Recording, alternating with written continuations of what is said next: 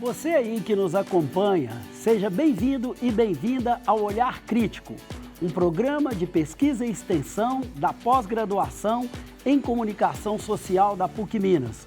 Toda semana trazemos para você análises críticas ou entrevistas com especialistas sobre temas do jornalismo político. Meu nome é Hércio Sena e eu estou acompanhado pela estudante de jornalismo Nathalie Escobar. Olá, Nathalie. Oi, Hércio. Oi, Diva. Um prazer estar aqui com vocês hoje. Ótimo, obrigada. A nossa convidada do programa de hoje é a socióloga Diva Moreira.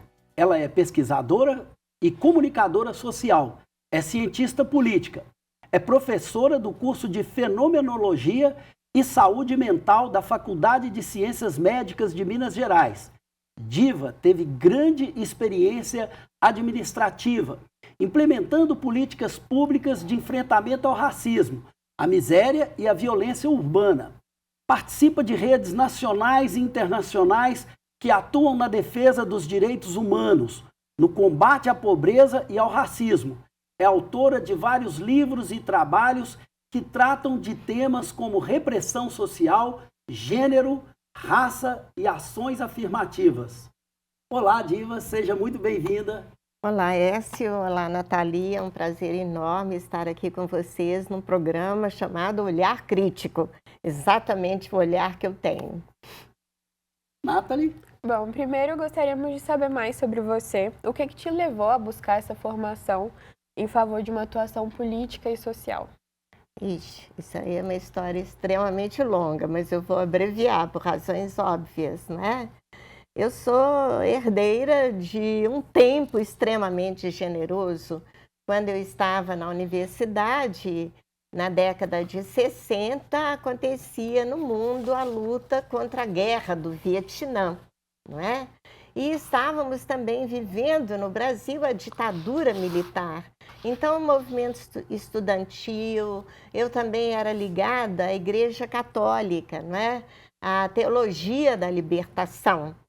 E tive experiência com JOC, Juventude Operária Católica, ou seja, eu sou herdeira de um tempo extremamente generoso que me levou para a luta e aí eu não consegui sair mais dela.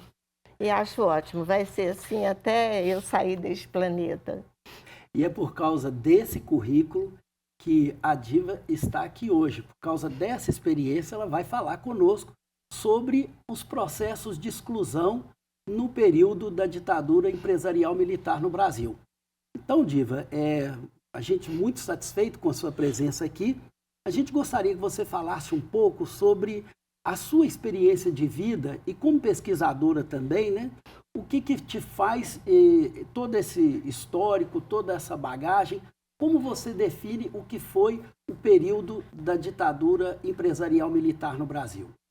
Olha, como todas as ditaduras, é um desastre para o país, é um atraso para a sociedade, para o povo brasileiro, atrasou vários processos. Por exemplo, com João Goulart, a gente estava numa luta pela reforma agrária, não é?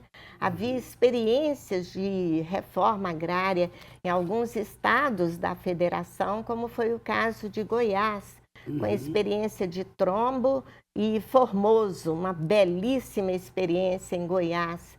E aí, e fora outras experiências, no Maranhão você teve uma belíssima experiência também que foi destroçada, não é? Porque quando se fala em discriminação racial no Brasil, sempre se alega que aqui nunca houve segregação racial, vocês estão exagerando. A situação de pessoas negras no Brasil nem se compara com o que acontece na África do Sul durante o período de Jim Crow, nem o que aconteceu, aliás, na África do Sul durante o período do Apartheid, nem nos Estados Unidos durante o período dos linchamentos. Aí, aqui no Brasil, o racismo foi de uma elegância sem tamanho. Por exemplo, não tinha nenhuma escola que tivesse uma placa: criança negra não pode estudar aqui. Eu estou falando de escola pública, nem falo de escola particular. Mas tinha um detalhe Sabe o que acontecia? Crianças de pé descalço não podem estudar. Crianças sem uniforme não podem estudar. Quem é que não tinha sapato? Quem é que não tinha uniforme? A criançada negra. No Espírito Santo, aliás, no Maranhão, tem uma experiência belíssima intitulada De Pés Descalços, também se vai à escola. Foi assim, sabe, a capital inteira, o pessoal indo para as ruas para identificar. Tem criança sem ir para a escola aí? Tem criança fora da escola? Tem, não tem? Aí, quando fazia o levantamento da criançada toda, tinha uma placa. Nesta rua, neste bairro, não tem ninguém fora da escola. Tudo isso foi destroçado pela ditadura militar. Tudo isso. Só dentro disso que você está falando, me chamou a atenção essa ideia de reforma agrária que estava em curso e você emenda com a questão do racismo no Brasil, da discriminação. Como que você vincula esses dois temas? Seria uma ideia de que a reforma agrária ela já era tardia nos anos 60 e mesmo assim foi interrompido? De que maneira isso dialoga com o passado escravista da sociedade brasileira? Isso tem tudo a ver a sua fala, porque, veja só, nós fomos impedidos de ter acesso à terra desde a lei de 1850. No Brasil, diferentemente, num país com dimensão continental, diferentemente do que aconteceu nos Estados Unidos, que era ir para o oeste, né? Os filmes mostram isso, as idas para o oeste, para ocupar as terras, era a ocupação das terras, você se tornava proprietário delas. No Brasil, não, você tinha que comprar terra. Isso aí, para a gente liberta, isso aí já foi se preparando para o tempo da abolição. Não vai ter terra para a negrada. E veja só, a questão da reforma agrária foi o tema mais importante da luta dos abolicionistas, desde abolicionista liberal tipo Joaquim Nabuco, que sabia do óbvio, essa gente tem que ter terra para morar. Nós éramos um país, naquele período histórico, predominantemente rural, ou seja, não havia de se pensar que a gente ia resolver a nossa situação com trabalhos urbanos. Impensável isso. E aí, o que aconteceu? Outros abolicionistas, os abolicionistas negros, todos eles defenderam. André Rebouças falava, sem reforma agrária não vai haver, inclusive, sabe o que ele dizia naquele período histórico? Sem democracia racial, sem acesso à terra, não tem democracia no Brasil. Então, veja só, quando você tem um processo aí histórico, né? João Belchior Marques Goulart, eu gosto de falar o nome completo das personalidades brancas que eu vou homenagear em meu livro, né? Que foram, sabe, autênticas, que buscaram melhorar este país, transformar este país. Então, teve o comício da Central do Brasil, foi poucos dias antes do golpe. Naquele comício, ele fala da reforma agrária. Ele não usou em nenhum momento a palavra preto, a palavra negro, a palavra ex-escravizados. Mas pela leitura, eu li, né, com capricho que uma pesquisadora deve ler, o comício de João Goulart, e lá está na cara que ele está falando para a gente. Então, poucos dias depois, né, o que acontece? O golpe, e aí reforma agrária para as calendas gregas. Bom, e você pode estender mais sobre a importância de discutir a ditadura militar a partir de uma perspectiva racial, dentro dos movimentos negros, né? Sim, Nathalie.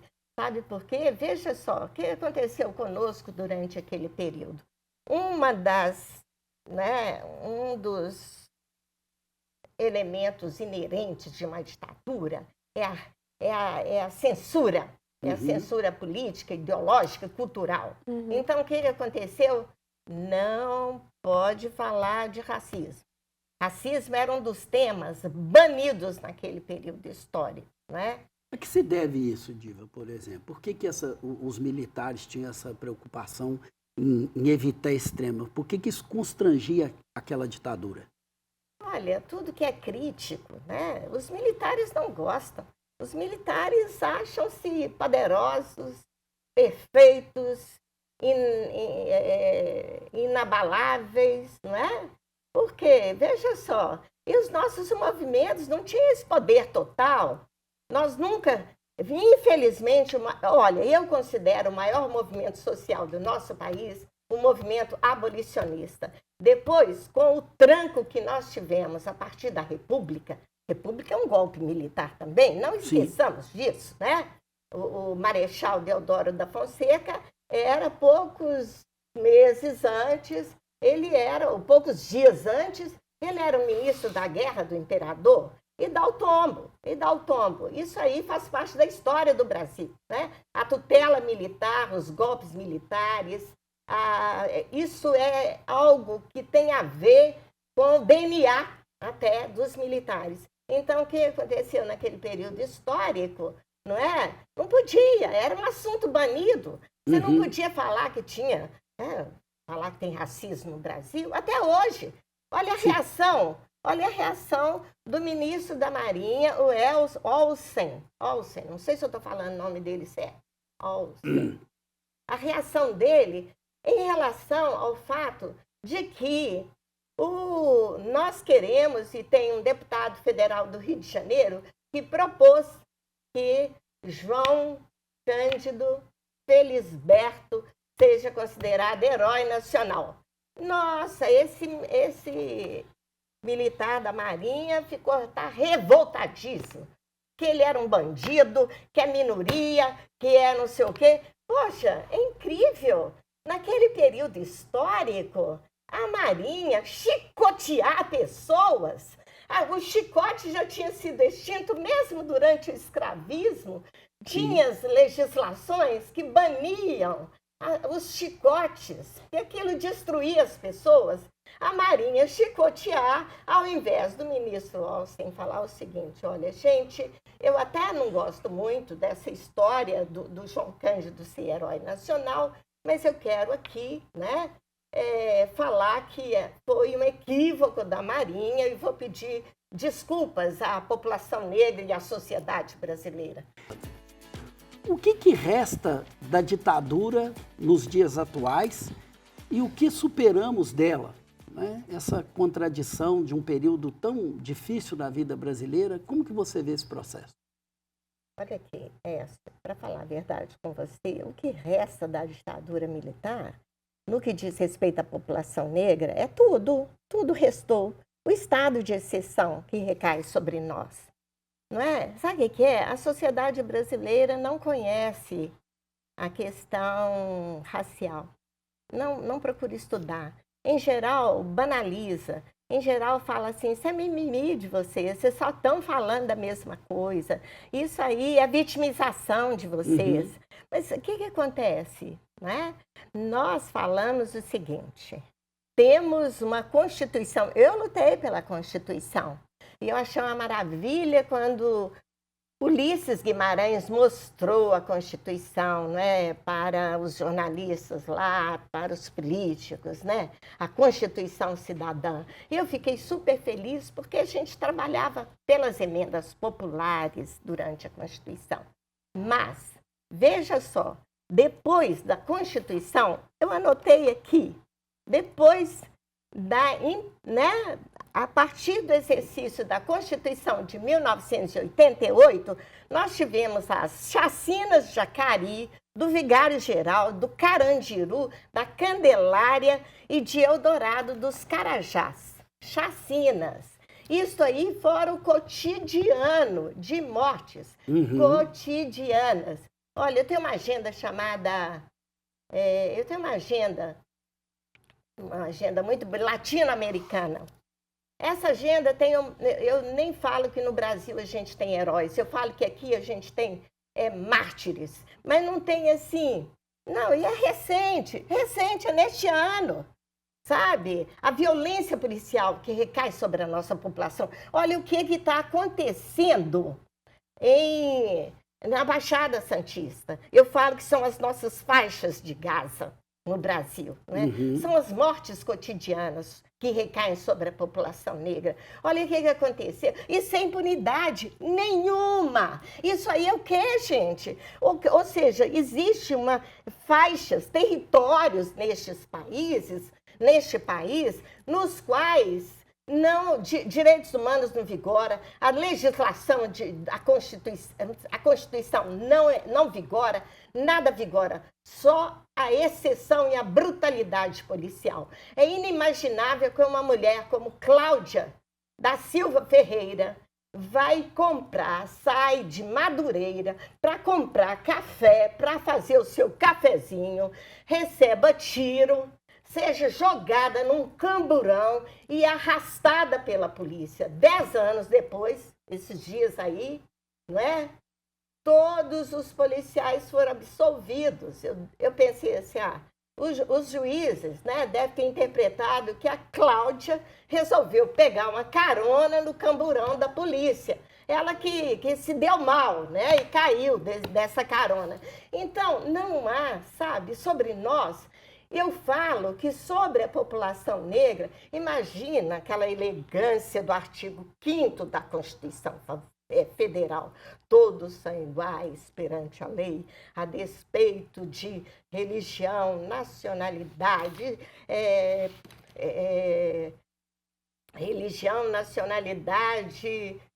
estado, opção, e etc, etc. Aquela maravilha que está no Código, na Constituição Federal. Nós ficamos, aquilo a gente baba, né? Liberdade de expressão, disso, daquilo, daquilo. Isso vigora no nosso meio. E não estou falando apenas das quebradas. Eu não estou falando apenas das favelas, dos territórios de exclusão nos quais a nossa população pobre mora. Eu estou falando qualquer homem negro que entra num supermercado para fazer uma compra, sabe? Ele pode até estar com sua roupa, viu, Écio? Ele é seguido. O tempo todo ele é seguido, não é? Pela polícia. Ou seja, a gente não tem nem liberdade de consumo, não é? Então, o que acontece no nosso país? Eu tenho falado, né, que nem a lei de execuções penais, ou seja, nem o Código Penal, vige sobre nós. Por que eu falo isso?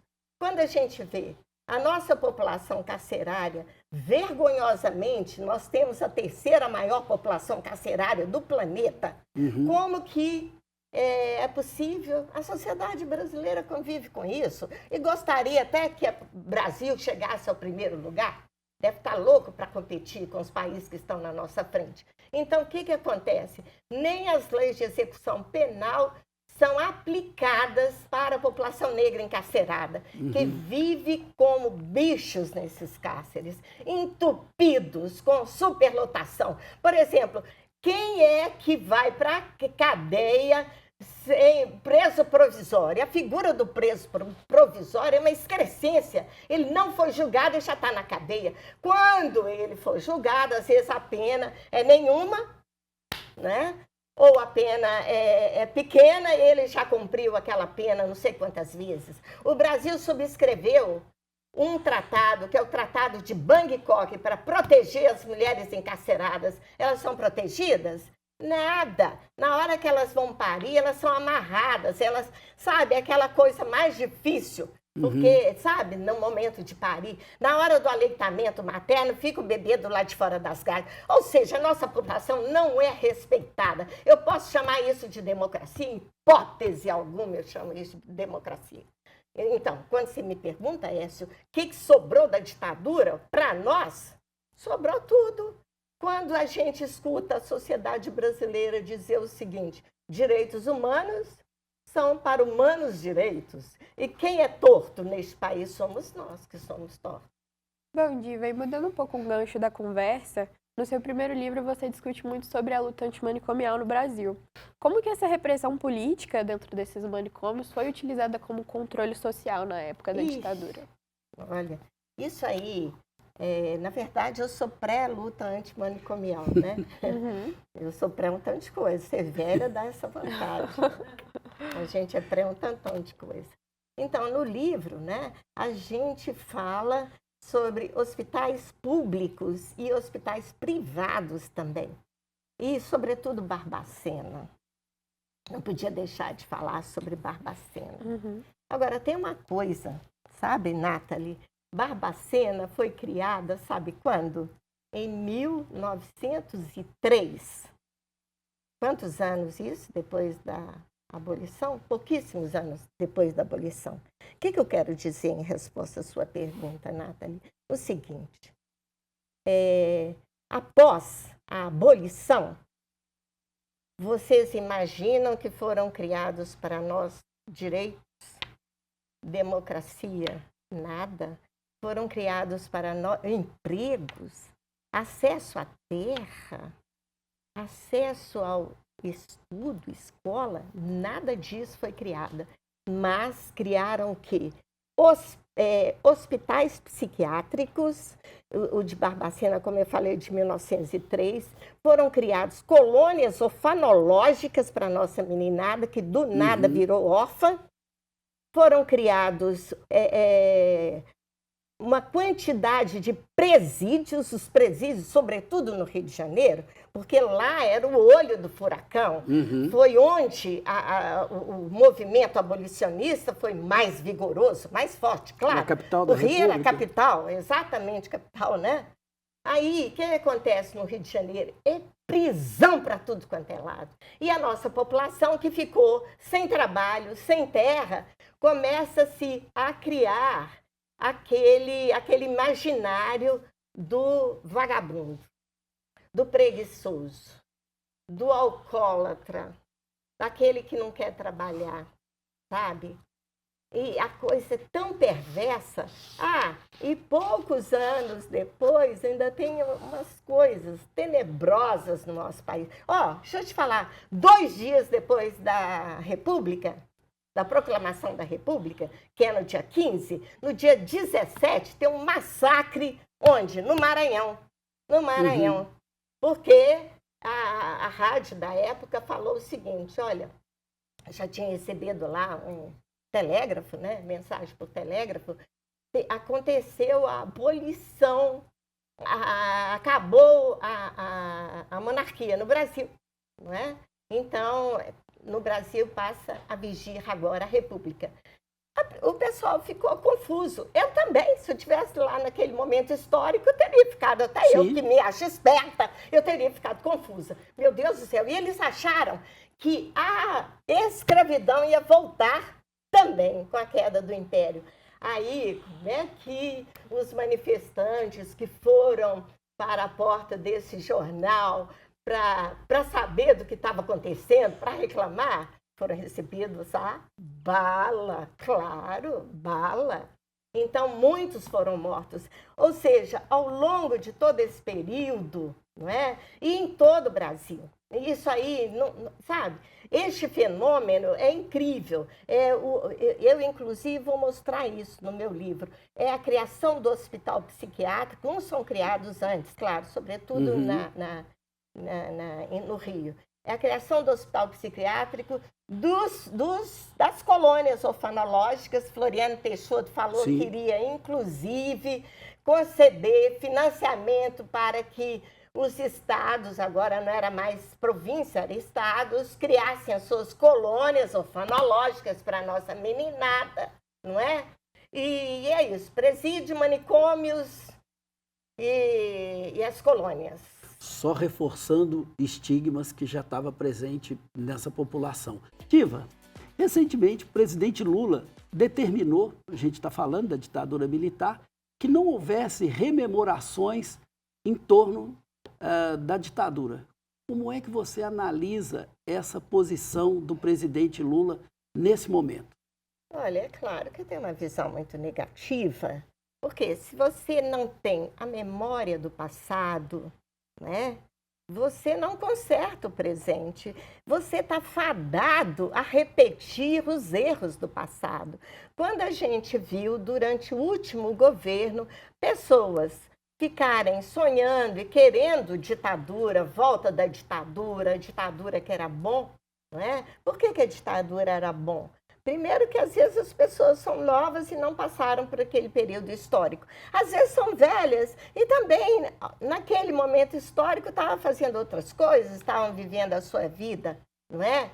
E não tiveram informação. Não... Os livros didáticos, eu sempre falo, oh meu Deus, sobre o fracasso do ensino de história no nosso país, não é? E aí, o que nós temos?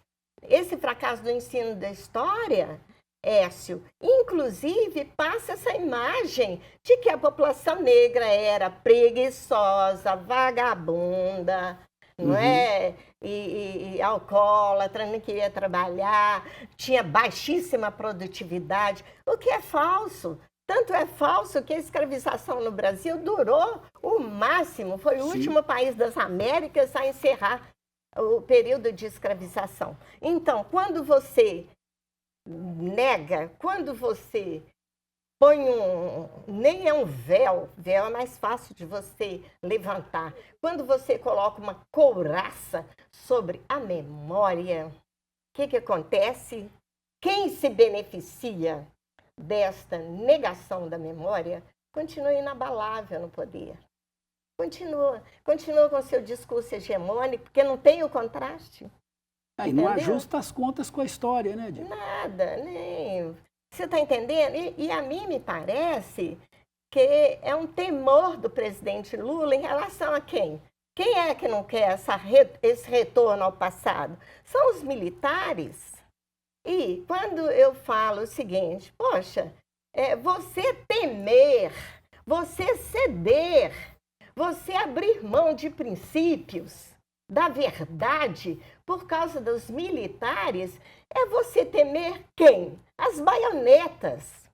Ou seja, é um poder que, para mim, não tem legitimidade, porque o poder militar tem uma legitimidade, imposta pelo medo da violência, pelo medo deles derrubarem, pelo medo deles virem e nos atacarem. Então, que legitimidade é esta?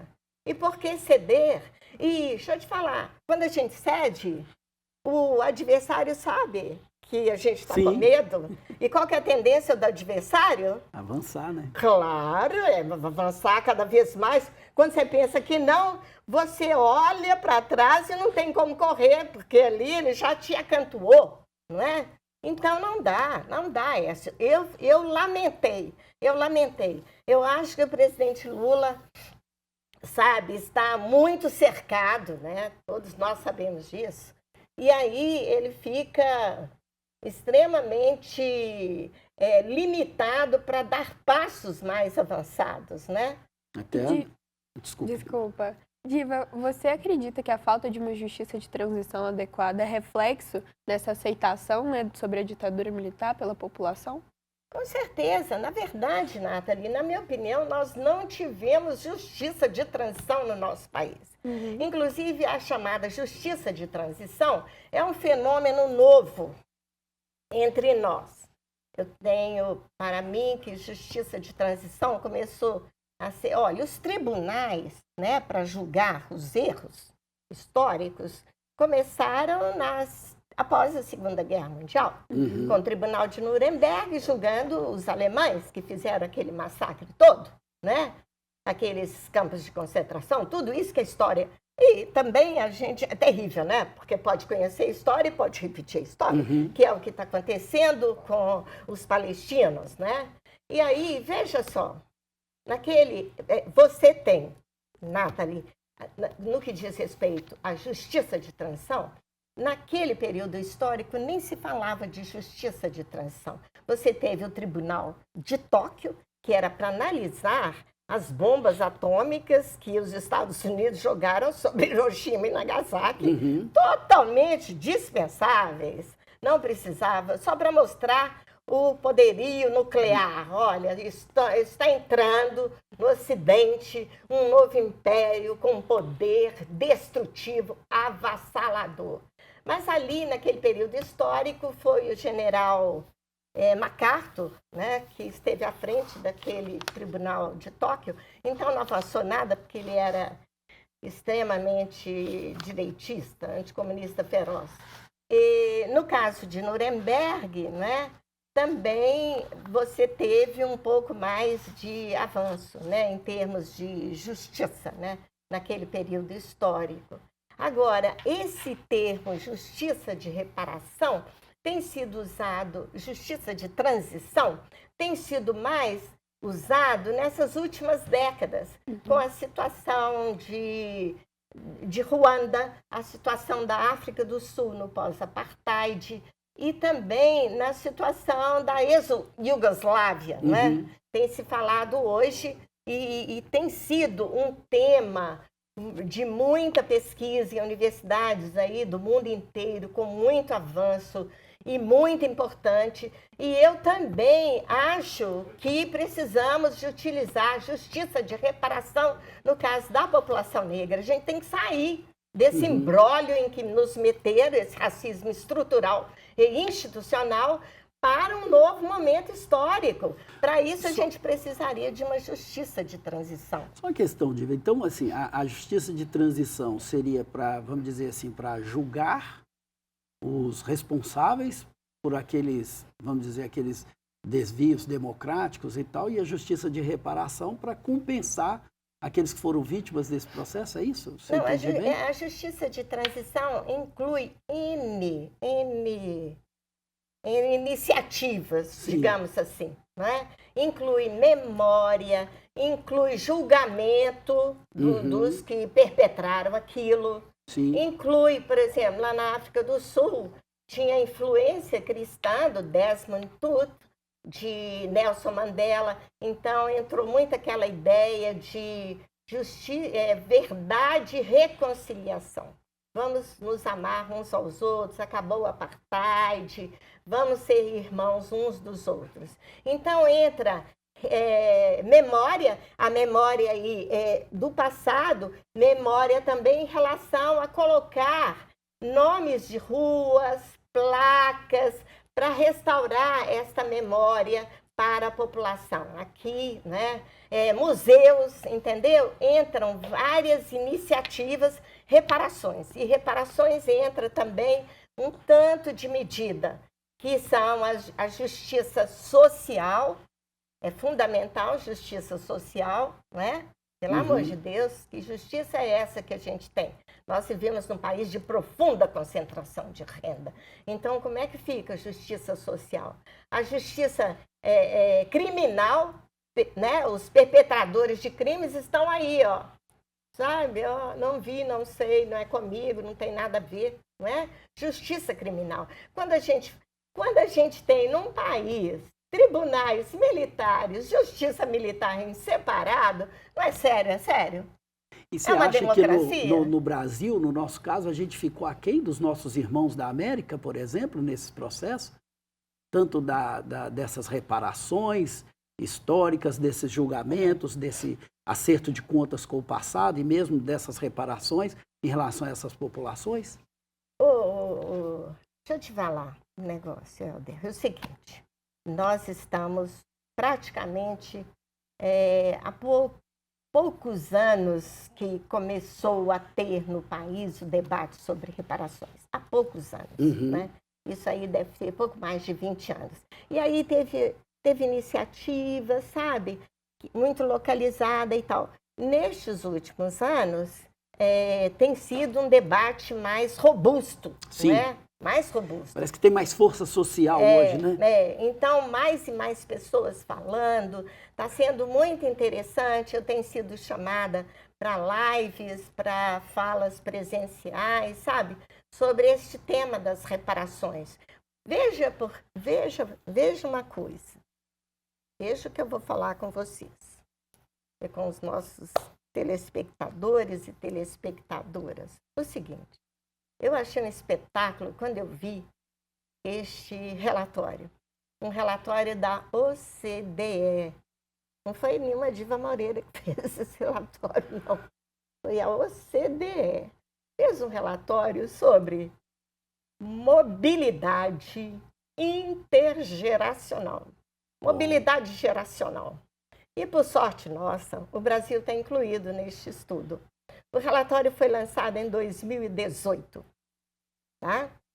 Aí, o que o relatório diz? Escutem o que eu vou falar, o que o relatório da OCDE disse. Que no Brasil, somente daqui a 9 gerações, a gente vai alcançar, sabe o quê?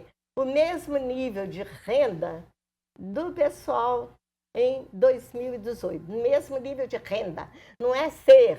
Isso aí, é claro, tem a ver com pobreza. E nós concorremos percentualmente em número elevado no que diz respeito aos pobres. Ou seja, não se falou lá de ter uma ministra do Supremo. Nem pensar nisso, sabe? Num ministro da Fazenda, num presidente da República Negro. Não. Ter o mesmo nível de renda daqui a 9 gerações. Bom, Diva, como que você analisa o relacionamento dos jornais da imprensa comercial com o regime militar? Como que isso afetou a independência e a integridade do jornalismo nesse período? Olha, para falar a verdade com você, esse jornalismo empresarial, inclusive colaborou com a ditadura, com a Folha de São Paulo. Com certeza a Globo também. A Globo, inclusive, é um fruto da ditadura militar, não é? E veja só, jornalismo empresarial é jornalismo que não tem o menor compromisso com a verdade, sabe? Não tem mesmo, porque fica temendo que vai perder o financiamento dos seus, como é que a gente fala? Quem investe no jornal, que faz publicidade nos jornais. Então, naquele período histórico, o que a gente tem? Já começamos a ter uma imprensa, né, uma imprensa alternativa, que foi o caso do Jornal Movimento e do Pasquim, e a gente tem também aquela imprensa que é censurada, mesmo a imprensa corporativa, né, que sofre censura alguns momentos e coloca ali naquele espaço, porque não podia escrever censura, isso era proibido, avisar que foi censurado aquele órgão de imprensa. Então, colocava-se ali assuntos tipo receita de bolo, não é? Que era o que aconteceu. Você teve também o compromisso dos donos da imprensa com a ditadura, não é? E ao longo também desse período do último governo que a gente teve no Brasil, não foi um governo nada fácil para a própria imprensa, não é? Veja como foram tratados os jornalistas, as jornalistas, de forma grosseira, né, de forma repressora, e, no entanto, os donos daquelas emissoras, daquelas cadeias de televisão, de rádio, não faziam nada em defesa dos seus funcionários. Ou seja, é um pouco isso que eu vejo, né? E é claro que a ditadura militar censura tudo. Não vai censurar a imprensa, Nathalie? Vai censurar a imprensa, com certeza. E essa contribuição que essa imprensa comercial deu, ela também é responsável por essa opinião, talvez assim, da boa parte da população brasileira, que esse foi um momento positivo na história do Brasil. Como é que você vê isso? Com certeza, com certeza. Quando você vê parte da população que olha, veja, nós vivemos num país em que temos analfabetismos e um percentual de analfabetismo mesmo, saber ler e escrever. E analfabetismo funcional, isso é gravíssimo, seríssimo. Como que uma pessoa analfabeta funcional vai ler um panfletinho que a Diva Moreira escreva falando sobre política, sobre ideologia, sobre cultura? Não vai dar conta de interpretar aquilo? Então, nós temos uma população que ficou à margem desse processo também. A gente sempre acha que ditadura militar afetou todo mundo. Afetou todo mundo que estava no mercado de trabalho, por exemplo, porque houve um arroxo salarial terrível. Então, quem era sindicato sabia que nós estávamos vivendo numa ditadura, né? Quem era camponês e estava vinculado aos sindicatos de trabalhadores rurais sabiam também que a gente estava vivendo num período de ditadura. Mas tem uma faixa da população que está na dela, não tem informação, não é? E foi também, como eu vejo, o que aconteceu durante esse período da ditadura militar em relação à imprensa, em relação à informação, à cultura. não é? Até música, né? Censuraram músicas, né? E qual a importância da preservação desses registros da ditadura diante do dever da memória? É fundamental. Sem isto, como eu já pude falar aqui, né? Sem isto, a gente vai repetir os mesmos erros do passado. Isso é tão óbvio, isso é tão elementar, até em culturas, vocês vão ver uma imagem aí, até em culturas, sabe, milenares, tem ideia de que se você não olha para trás para saber os erros do passado, você não pode consertar o futuro. Simples assim. É o nosso pássaro sankofa, não é? É fundamental, sabe, Nathalie? Reconhecer, conhecer o passado, reconhecer, passar a limpo e punir os perpetradores. Eu fico pensando o seguinte, quais são os livros didáticos que são ensinados nas academias militares? É outro mundo. Eles devem viver num mundo em que a gente não vive. Sim. Para nós, não é? Para nós houve ditadura. Para eles foi um período de revolução no nosso país, para colocar o país nos eixos. Então, são mundos... hoje a gente fala em bolhas, né? São mega bolhas aí, que não se dialogam, que é difícil isso, né? Eu sinto muita falta de um diálogo com as Forças Armadas, porque as Forças Armadas só dialogam no grito.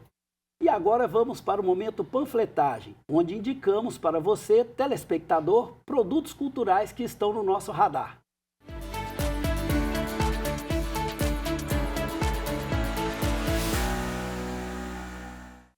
E eu começo com a indicação de hoje. O livro que eu tenho para indicar chama-se A Resistência, de Julian Fuchs. É um jovem escritor brasileiro. Esse livro foi lançado em 2015 pela editora Companhia das Letras. E o que eu acho interessante é que essa história do Julian Fuchs, ele vai retratar uma relação do autor com seu irmão adotado e o drama da sua família que hesita em viver na Argentina no tempo da ditadura ou fixar residência num país diferente, que no caso é o Brasil. E o que me chama a atenção nesse livro, Diva e Nathalie, é que ele é um gênero literário chamado autossociobiografia, como algumas pessoas têm dito, que é a pessoa falando da própria experiência da vida dela, mas articulando com a questão estrutural, geral, social que passava naquele período. Né? Muito interessante. Então, está aí a indicação. E, Nathalie, o que você tem para indicar hoje? Bom, a minha indicação hoje é o álbum Sabotagem 50. Ele é um tributo aos 50 anos do Mauro. Ele faria 50 anos no dia 3 de abril do mês passado, né? E aí o disco celebra o que foi a presença e a resistência do Mauro dentro da cena do rap brasileiro. Legal. Diva, você tem uma indicação aí do momento panfletagem? O que você traz para nós? Olha, para falar a verdade com vocês, eu até brinquei com o pessoal aqui, né? Com a Maria Luísa, por exemplo. Eu falei assim, olha, eu indicaria minha biblioteca inteira. Ótimo! Né? Fazer o quê, não é? Então, eu sou uma pessoa que não dou conta de assistir filme, olha lá, mas eu estou indicando o quê? É o meu próximo livro. Ah, que coisa boa! Justiça Racial e Reparações. O caminho para a democracia no Brasil. Um debate fundamental, né, Diva? Com certeza. Então, é isso. Eu agradeço, então, Nathalie, a sua presença aqui conosco, nessa parceria boa. Obrigado, Ércio. Obrigada, Diva. Foi muito bom conversar com vocês. E agradeço também você, Diva, as grandes contribuições que você trouxe aqui para nós. Muito obrigado mesmo pela sua presença. Eu tenho a agradecer, achei ótimo fazer parte de um programa chamado Olhar Crítico, porque o meu é bem crítico. Então, agradeço a vocês, a todo mundo que está envolvido neste processo aí de produção deste programa e espero poder voltar mais vezes aqui. Com certeza. Muito obrigada.